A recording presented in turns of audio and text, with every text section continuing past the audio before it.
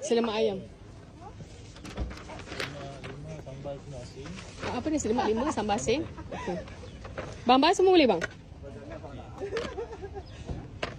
Lauk apa bang? Dua letak paru.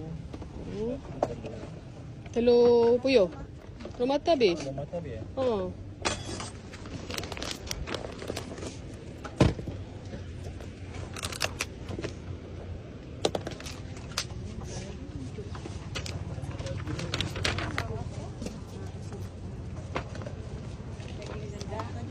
Nak yang ni ke? Boleh. Boleh tak? Tapi tak telur, tak je lagi. Boleh. Nak rasa je lah.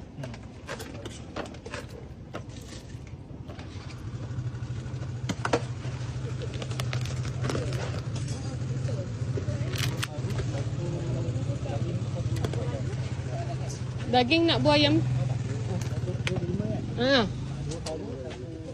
Daging? Okey.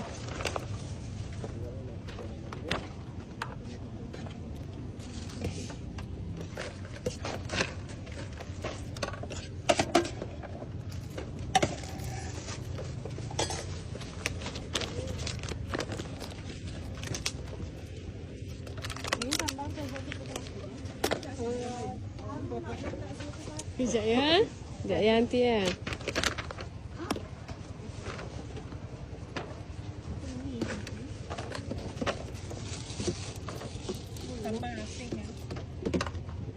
Ayam nak bagian mana?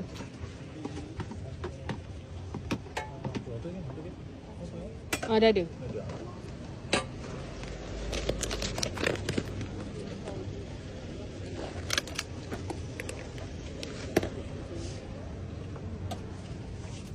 Ya.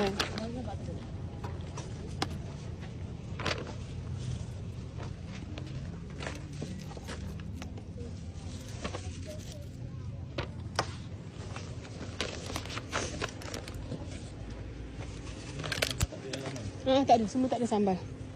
Sambal asin kan? Ya. Tutup kita sebulan 3 hari cuti, tapi tutup kita akan update. Kadang-kadang tengah bulan, kadang hujung bulan. Tak tentu. Tengok gantung kepada kepenatan. Kat depan QR kat depan. Cik, duduk dulu cik. 7, 14, 21, 28, 30 setengah, 33, 50 sen lah.